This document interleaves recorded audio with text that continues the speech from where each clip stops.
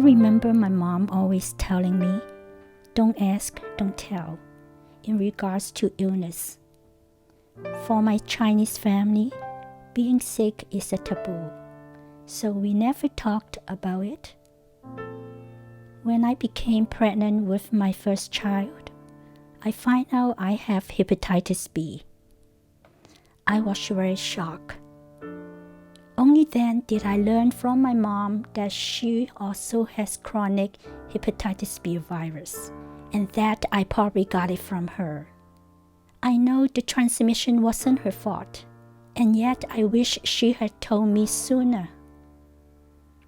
I decided I wanted to do motherhood differently.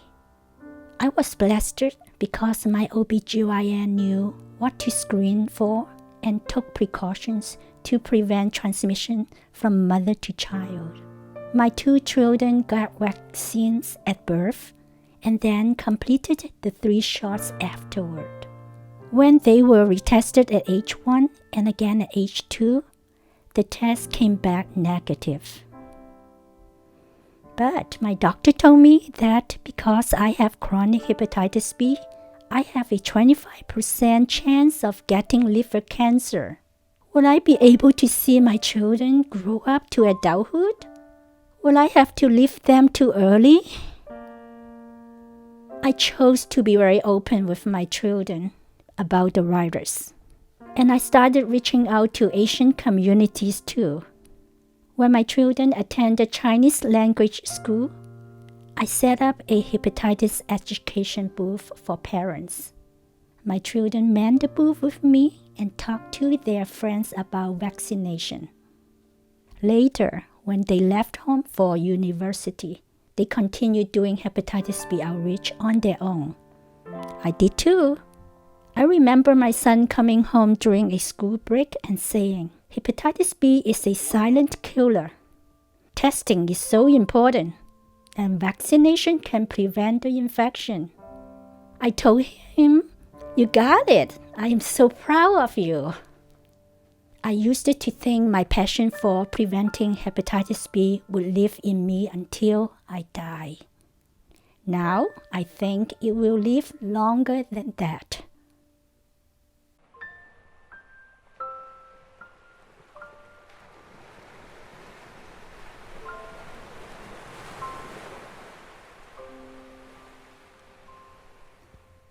Just be grateful.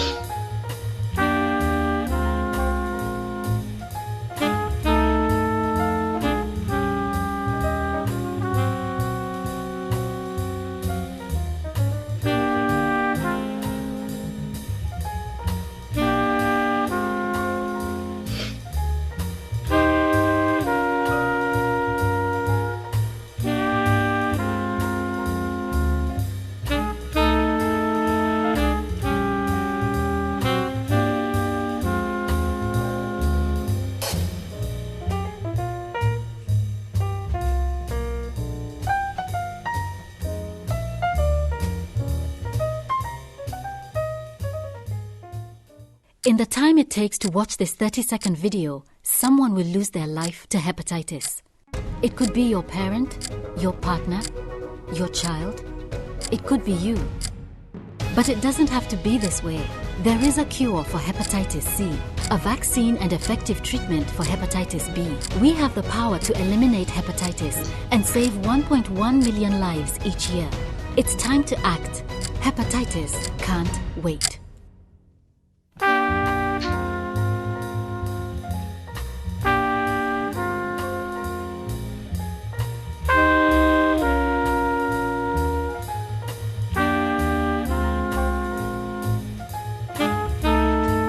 Ellerine buntuk balıklı, istirahatta. Bak, that's the Director, is the Director of Special Projects at Global Health Council. In this role, she leads special projects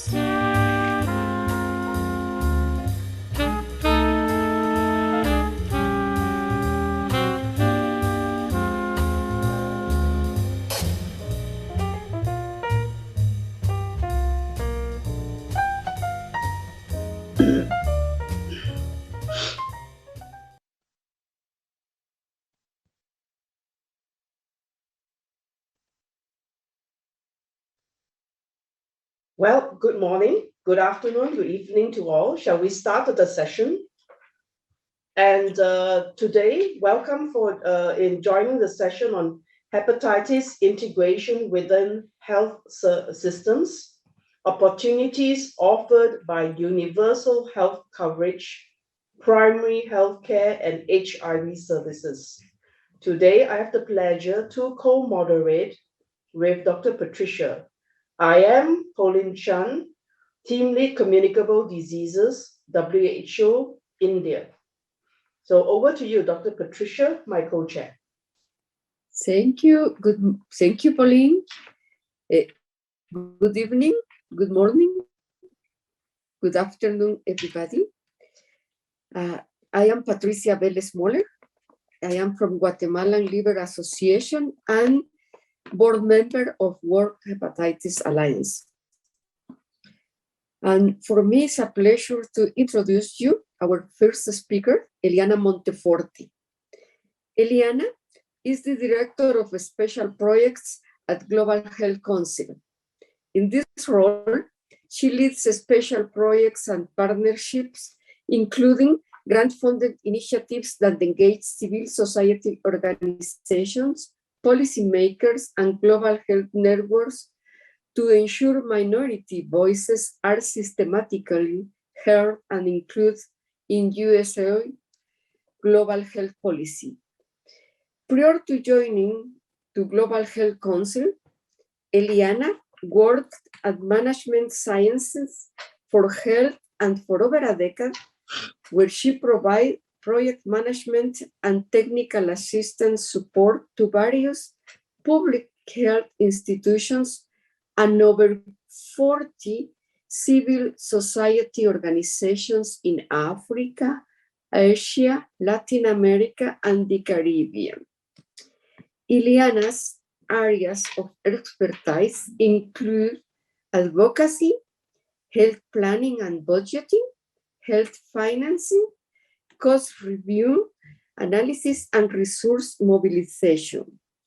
She will talk us about the civil society engagement mechanism, universal health coverage initiative introduction. Please, Eliana, you have the microphone.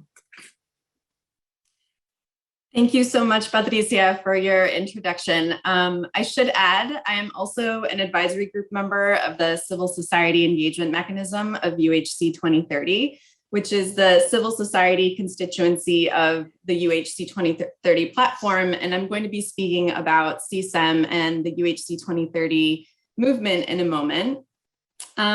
Firstly, I'd like to thank the World Hepatitis Alliance for inviting me to speak at this very important summit. As I hope you will see in my presentation today, universal health coverage positively impacts all disease areas and SDG goals. And as such, it's critical that all stakeholders, including civil society, multilateral agencies, governments, donors, and academia, stand behind and support health system strengthening for UHC at the local, regional, and global levels. So I'm going to begin my intervention with some more information about universal health coverage, UHC 2030, and the civil society engagement mechanism. Firstly, universal health coverage is about the aspiration that all people can obtain quality health services without financial hardship. The goal of UHC is to make healthcare more accessible, more equitable, and more affordable by improving how it is financed and delivered across the continuum of care. Strong, equitable health systems are essential for global health progress, and COVID-19 has certainly shown us how important it is to have strong health systems. UHC 2030 is a global platform and a space for multiple stakeholders to connect, work together, and influence national and international commitments to universal health coverage. And now, as part of UHC 2030, we have the Civil Society Engagement Mechanism, which is the civil society arm or constituency of UHC. The CSEM's mandate is to raise civil society voices in UHC 2030 to ensure that UHC policies are inclusive and equitable, and that systematic attention is given to the most marginalized and vulnerable populations so that no one is left behind. So how do we do this? We do this by first influencing policy design and implementation, lobbying for participatory and inclusive policy development and implementation processes, strengthening citizen-led social accountability mechanisms, promoting coordination between civil society organizations, platforms, and networks working on health-related issues at the national, regional, and global levels, and enabling civil society to have a voice in the UHC 2030 movement. I think my most important message for you today is that civil society plays a vital role in achieving universal health coverage. Civil society are working on the front lines of our global health problems, and as such, they can provide governments and other stakeholders with information on the health needs of their populations, but most especially those that are most vulnerable and left behind. So we really urge civil society to not only play a role in health service delivery, but also to advocate for better health financing and good governance. At the same time, we urge governments and other stakeholders to make space for civil society to engage in the platform, and also to financially support civil society in health system strengthening for UHC.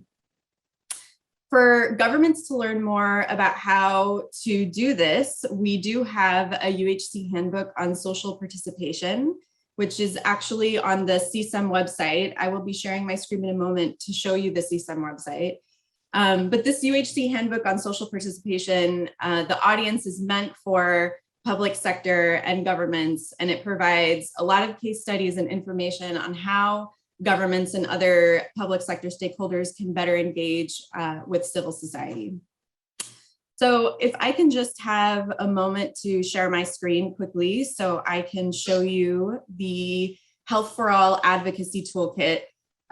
This is a toolkit that was recently launched by the Civil Society Engagement Mechanism of UHC 2030. Just a moment, let me see if I can actually get the screen up. Can you see my screen, just to confirm?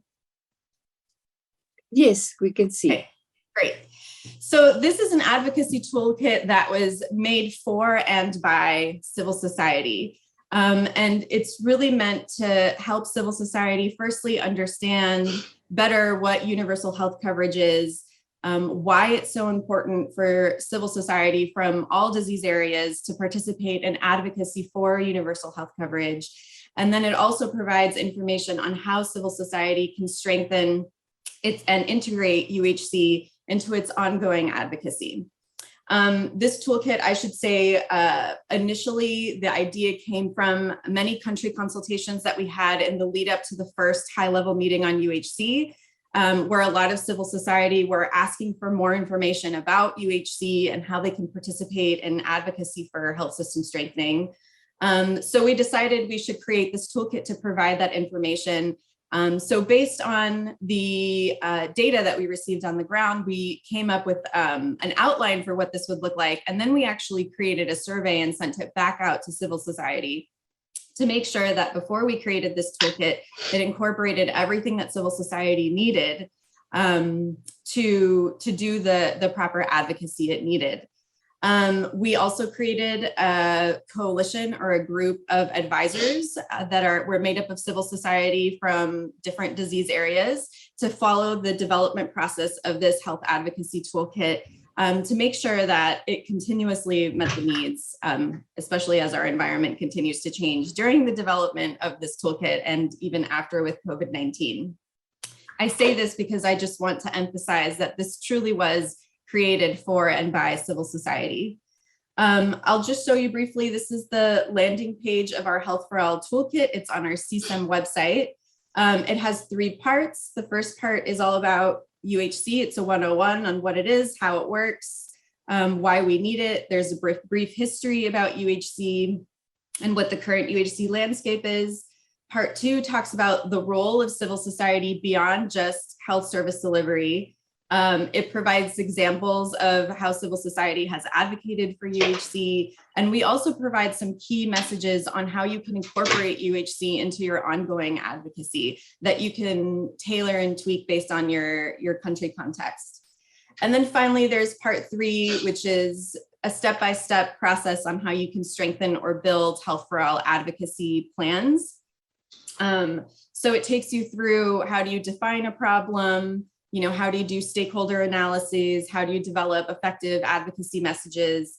How do you budget for an advocacy plan? How do you develop monitoring and evaluation indicators to ensure that your advocacy is being impactful?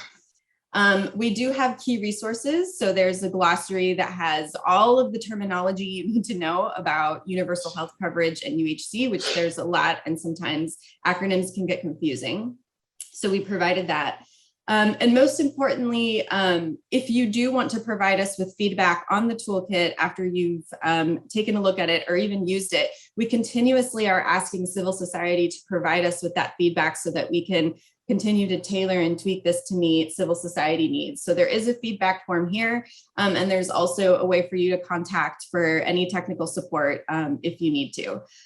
So just this is what it looks like. You can access each section of the toolkit here. When you click on it, you'll see that you'll land for part 1 on the UHC 101, and then you just toggle down through to get all the information you need. And I know I'm probably short on time, so I'm going to stop there, and I'm more than happy to answer any questions you all might have later on in the Q&A. Thank you. Back over to you, Patricia. Thank you, Eliana. Thank you. And the questions and answers at the end of all presenters finish. Okay, thank you, Eliana. Pauline, please, will you introduce next presenter? It is my pleasure to present the next presenter, Dr. Vuong Bao from PATH in Vietnam. Dr. Bao is a medical doctor, researcher, and public health professional with over 20 years of experience. And he serves as the Senior Technical Director for HIV, TB, and viral hepatitis programs at PATH in Vietnam. He has been involved in piloting and scaling up innovative interventions and approaches, including HIV lay provider testing, self-testing, PrEP, key populations, led health services, private sector engagement, and total market approaches in HIV response, including in public-private mix in TB control and integration of viral hepatitis. Dr. Bao was awarded the prize for operational implementation research in differentiated service delivery at the International AIDS Conference in 2020. So, Dr. Bao, over to you for your presentation. Novel hepatitis dashboard for decentralized data system and strengthen quality of care in Vietnam. In Vietnam, viral hepatitis data reporting systems are fragmented and data is not typically used for viral hepatitis K-based surveillance. We did an assessment among 11 health facilities in Vietnam and identified several barriers to effective data reporting and use. PATH and Gilead Sciences developed a web-based platform and dashboard for reporting HPV and HCV cascade of care.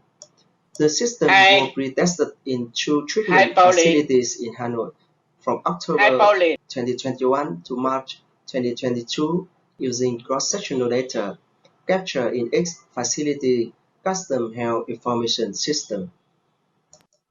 Hi, Pauline. We employed a three-step process to develop, demo, and pretest the dashboard at two treatment facilities from May 2021 to March Hi, Pauline. 2022. This is the wrong video. Tools were used to upload data collected monthly at each time. Apologies. So let us. I'm so sorry. This is the wrong video.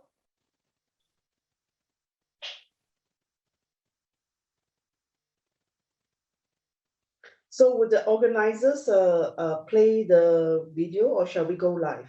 Dr. Bao, over to you. May we go to the next speaker and Yes. you arrange the okay? So I will present Francisco Augusto Rossi. Dr. Rossi is a medical doctor, okay? An epidemiologist, founder and currently senior advisor at IFARMA Foundation, a 20 years old NGO based in Colombia, member of the World Hepatitis Alliance. More than 30 years of experience in pharmaceutical policy for the Colombian government, PAHO, and United Nations.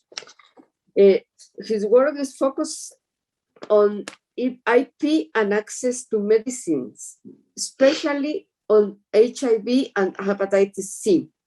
Coordinator of the project Increasing Social Demand for Treatment of Hepatitis C in Colombia, 2016-2021, support by Coalition Plus and financed by UNITAID.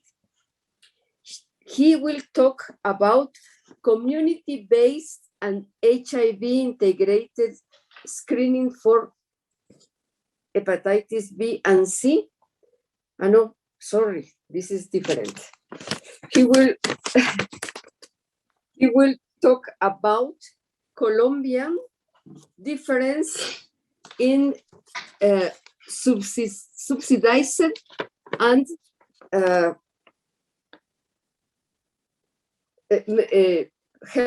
subsidized healthcare system. Please, Dr. Rossi, go.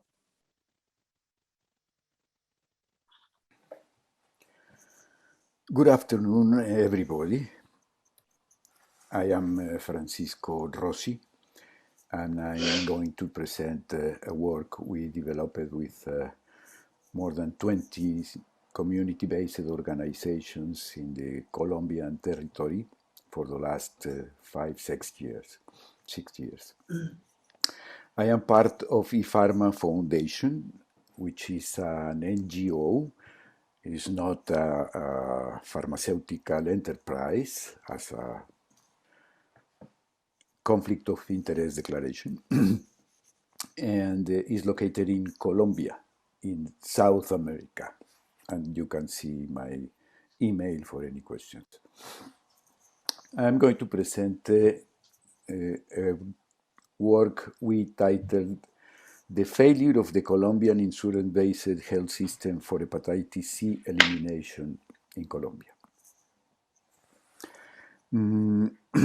Our main intention is to demonstrate that universal health coverage, which has been presented as an alternative for a health system, especially for the financing of health system, is not a good option, have not worked for the campaign of hepatitis C elimination in our country, despite the fact that Colombia has been presented as one of the best examples of the well-functioning of a universal health coverage oriented health system. Colombia moved from a national health system based on primary care to an insurance-based health system with the focus on universal health coverage for the last century, at the end of last century. And Colombia was named as one of the most equitable health systems in the world in 2002 by WHO, especially regarding the equity on the financing system. Our experience, as I mentioned, started in 2016 working with 23 community-based organizations in 15 cities in Colombia with vulnerable populations for the hepatitis C elimination, a project supported by Coalition Plus, an NGO located in France, and with support, financial support from UNITAID. Our main objectives were to demonstrate the differences between the approach of the contributory regime of the health system and the subsidized regime. The contributory regime is for the people to contribute, but the subsidized regime is for poor people, marginalized people, which in Colombia represents more than 30%. And in the particular case of the health system, more than half of the population is affiliated to the subsidized regime, which means is not incapability to finance his own insurance. On the other hand, we try to characterize access barriers to diagnosis and treatment, especially for vulnerable populations for hepatitis C.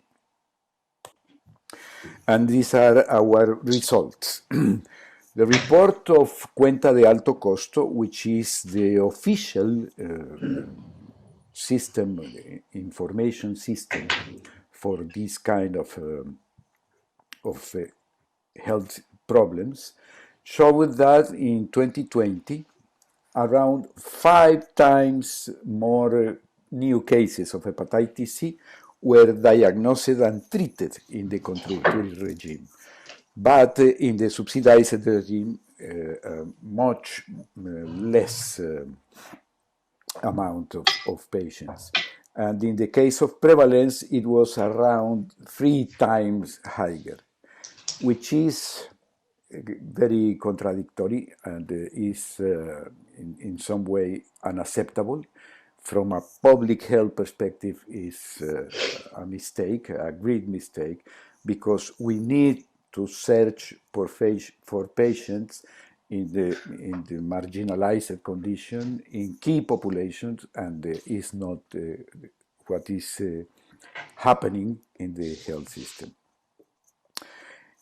In contrast, the data collected by our affiliated community-based organizations showed that people who inject drugs, homeless, people living with HIV, sex workers, and especially migrants from Venezuela faced a lot of barriers on access for health services, even when these community-based organizations helped the people to be tested in the streets, but it was not possible to reach treatment by the health system.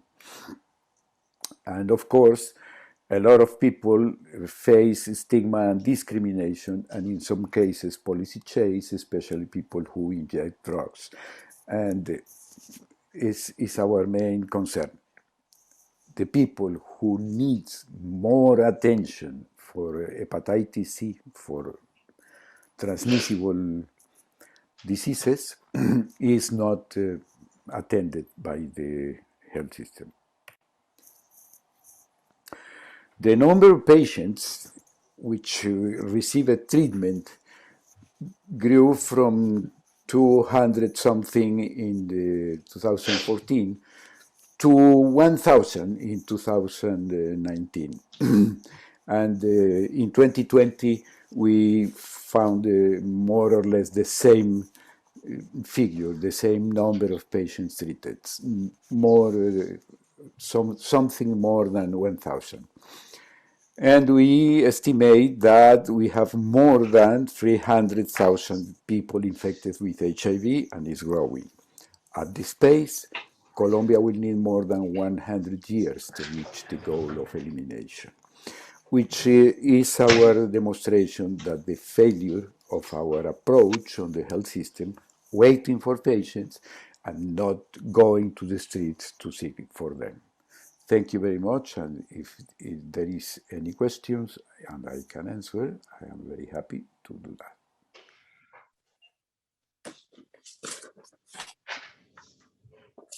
Okay, thank you, Francisco.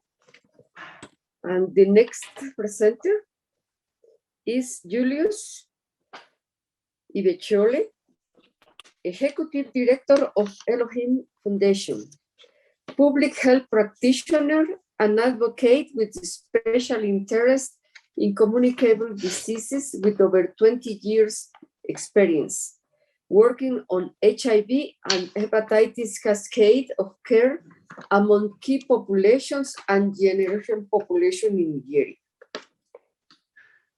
Is the current National Secretary of the Civil Society Network on Hepatitis in Nigeria. Hold PhD on Environmental Resource Management from the University of Abuja, Nigeria. He will present a case study of Elohim Foundation about achieving global hepatitis elimination in Nigeria. Please, Julius, go ahead. Good day, everyone. My name is Ibechole Julius. I am the ED of Elohim Foundation, Nigeria. I'm glad to be part of this year's 2022 World Hepatitis Summit. I will be bringing you accounts of the works of Elohim Foundation from Nigeria, which I have authored for presentation at this summit.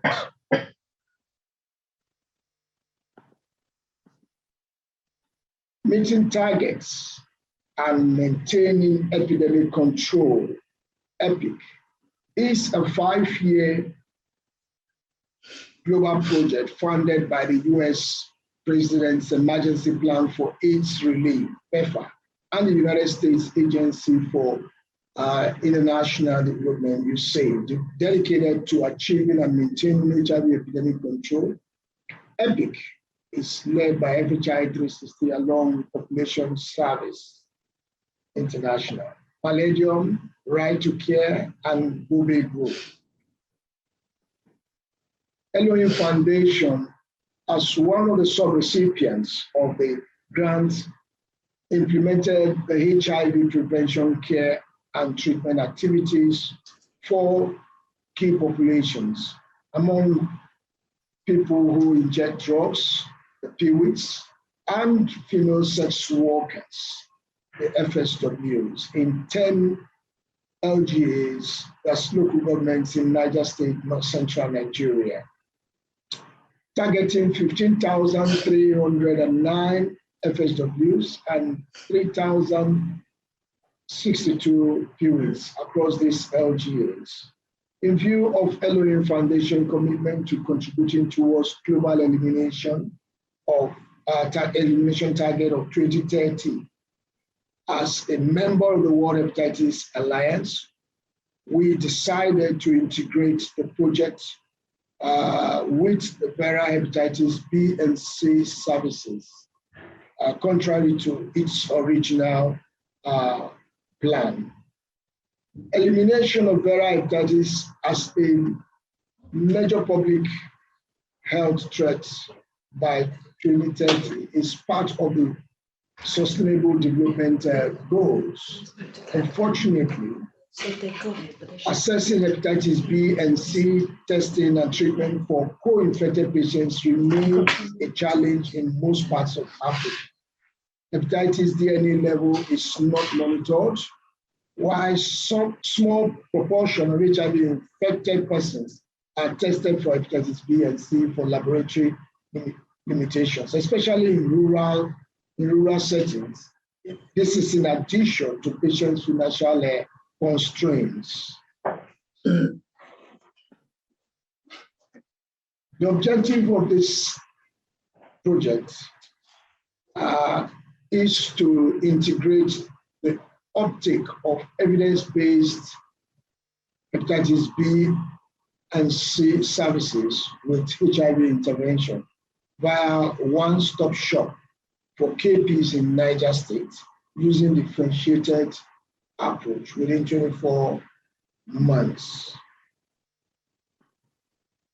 The project's implementation was carried out using differentiated model approach, which included activities like moonlight testing, ICT index case testing, risk network referral, targeted hotspot testing, while viral load sample collection was by plasma and DBS sent to the PCR lab for analysis.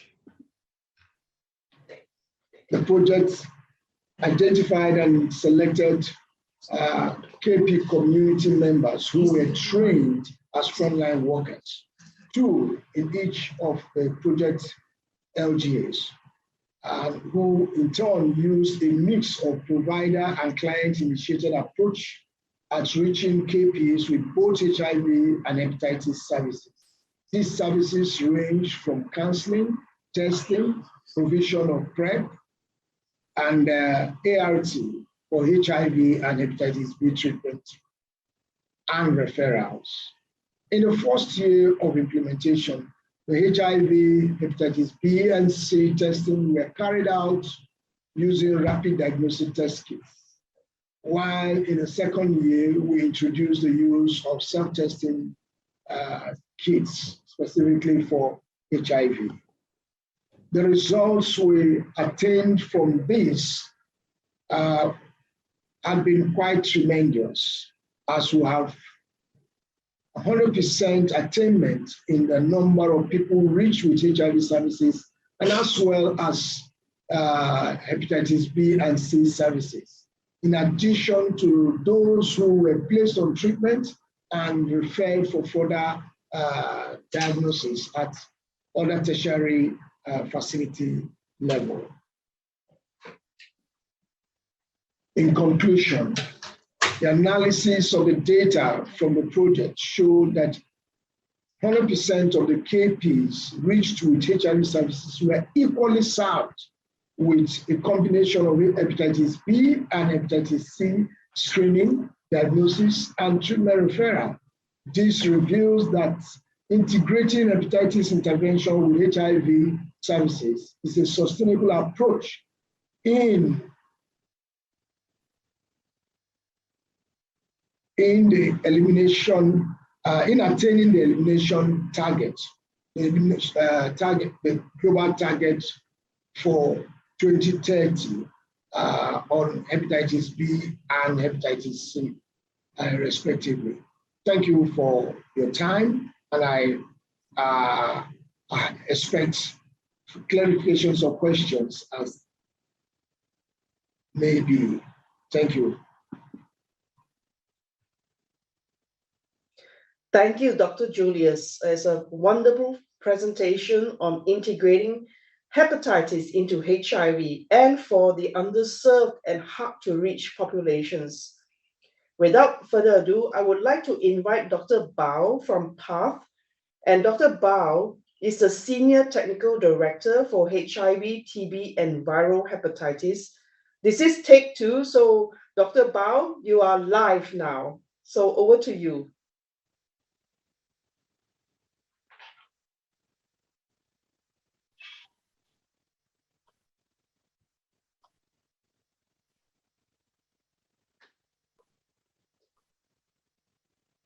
Dr. Bao, Yes, Thank you very much. Over to you. You can share your screen if you like.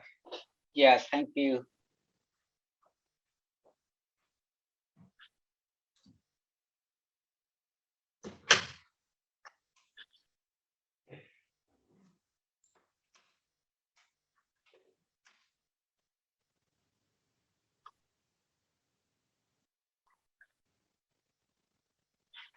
Do you see my screen?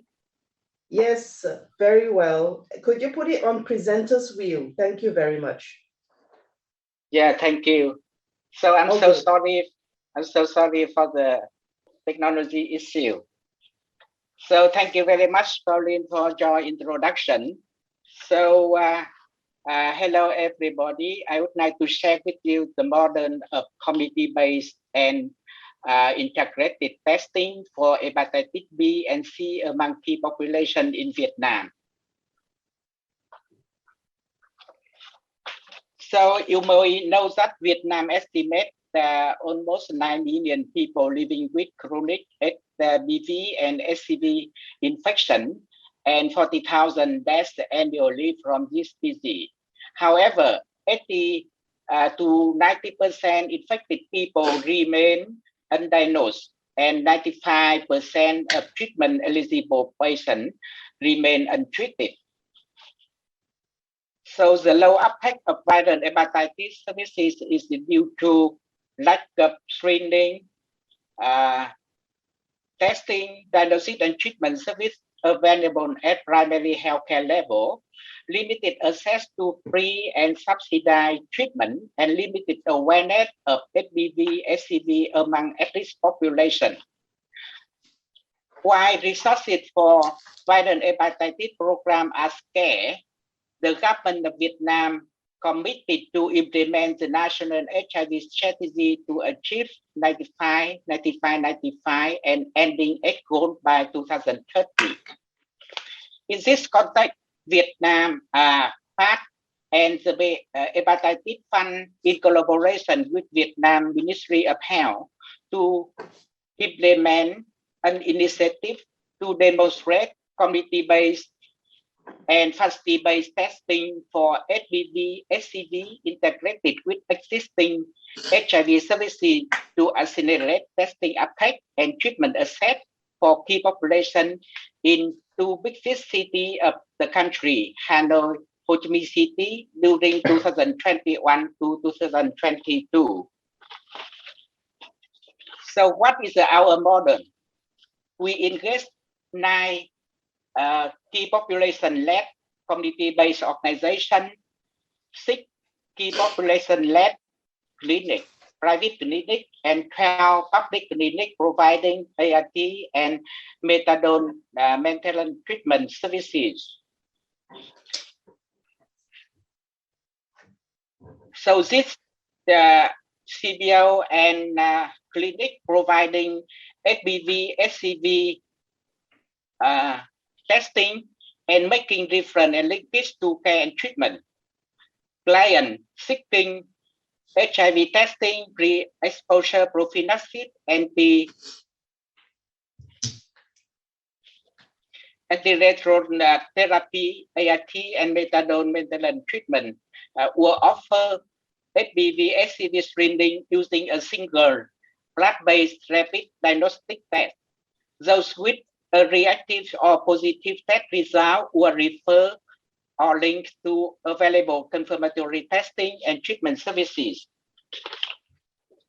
So in this presentation, I'm going to share with you the result of community-based and facility-based HBV, HCV testing model in the period from April to December 2021.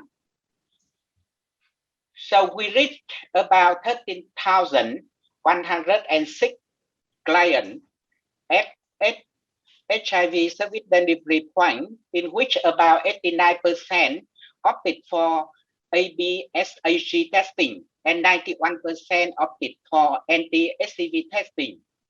For HBSHG testing, the community-based model yielded higher positive rate than facility-based one, 11.1% and 5.6% respectively. In contrast, for anti-HCV testing, the FAST-based model yielded higher positive rate than community-based one, 20.2% and 7% respectively. So which key population group is the most at risk for HPV and HCV infection? So this slide shows that the highest positive HBsAg rate was in female sex worker, followed by people who inject drug, non-injecting drug user, men who have sex with men, and transgender women, while the highest positive anti-HCV rate was in people who inject drug, followed by non-injecting drug user, female sex worker, transgender woman, and MSM. Notably, the co-infection rate was very high, 30.3% for HCV HIV co-infection and 9% for HBV HIV co-infection. So the HBV care cascade shows that the community-based model was more effective in reaching, testing, detecting HBV-infected people than the facility-based one. But the facility-based model was more effective in enrolling eligible people on HBV treatment than the community-based model. HBV treatment also included anti-retroviral therapy and pre-exposure prophylaxis PrEP treatment using tenofovir-based regimen. In contrast, the facility-based model was effective in both detecting HCV seropositive people and initiating HCV treatment. Thanks to Global Fund recently supported free DAA treatment for co-infected HIV, HCV infected people at ART public clinic that contributed to this result. So multi-analysis results show that significant association between HPV positivity and age. A client tested from 25 years old and older, being a female sex worker, not being HPV vaccinated, and being a non-occupational post-exposure prophylaxis client, ART patient, and HIV testing client. Similarly, multi-analysis results also show a significant association between HCV seropositivity and older age of client tested from 25 years old and older, being a PWIC, drug user, female sex worker, or PLHIV, and using PrEP. So in conclusion, community-based testing is an effective approach to reach, test, find people at high risk of HPV, HCV infection, such as people who inject drug, non-injecting drug user, female sex worker, and people living with HIV. The hepatitis HIV integrated model creates a tremendous opportunity to accelerate HPV, HCV diagnosis and treatment for people living with chronic HPV and HCV infection. However, further work is needed to scale up testing model, including HCV cell testing and point-of-care viremia testing, and advocate for free and low-cost treatment for HCV to achieve dual elimination of HIV and HCV in Vietnam. For further information, please find our recent publication in Clinical Disease Journal. So with that, I would like to thank all individuals and organizations who contributed to this work. Thank you very much for your attention.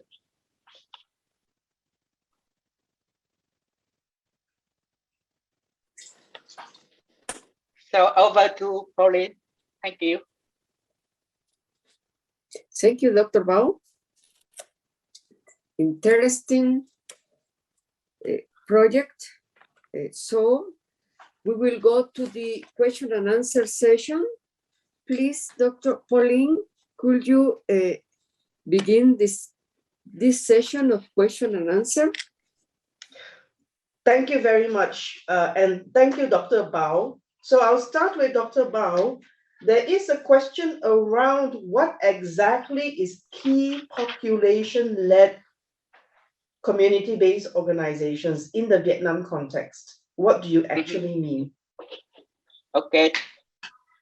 Thank you very much for the question.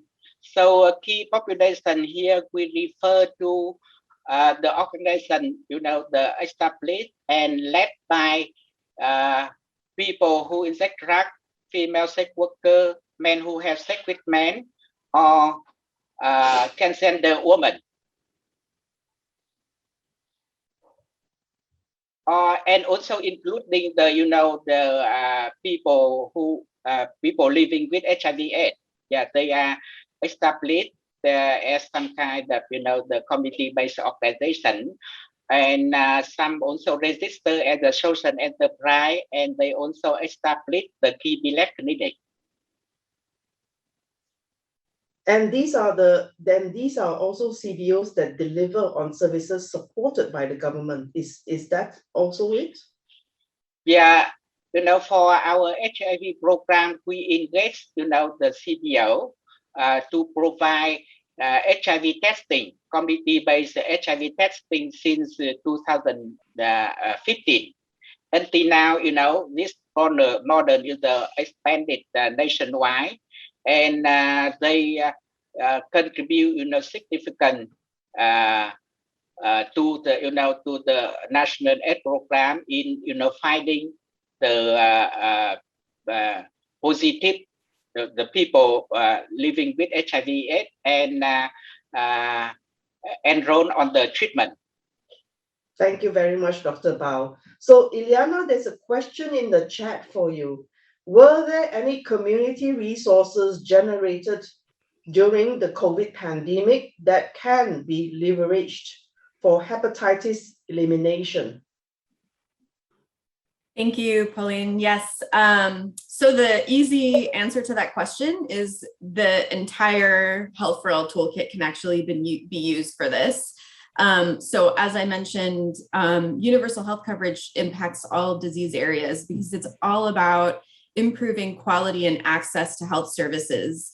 So using this toolkit can really help not just assess where a country is in terms of elimination of hepatitis, but what it is that governments need to do to be able to provide people with the information, with access to these services without incurring financial hardship. And I can go into a little more detail on some particular parts of the toolkit that I think might be helpful.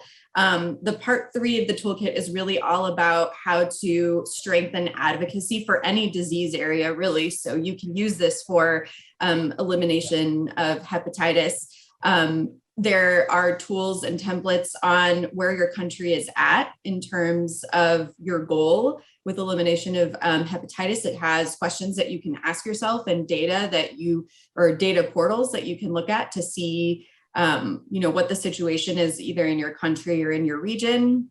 It provides you with information on how you can assess who your stakeholders are, who can, help make the decisions in your country to steer things the right way and to fill some of those gaps.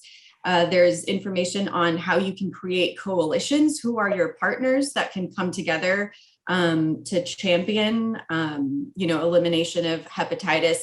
How do you develop the asks in an impactful way that's tailored to different audiences? How do you define... Ileana, we have to finish. Oh yeah, go ahead. Sorry. Yeah, I'm so sorry. No, don't worry about it. It's truly comprehensive.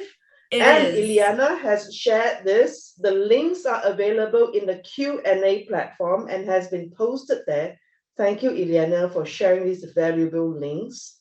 Thank you. So I think Patricia, over to you to finish and to close the session because we have run out of time. You're muted. Patricia, you're muted. Oh, thank you very much. So, Francisco, I have a question for you. And why you are so sorry, stating Patricia, that this... No time. Patricia, There is no time. We have run out of time. I'm sorry. The session has to finish now. Oh, okay. So you will ask some other questions, maybe by email to Dr.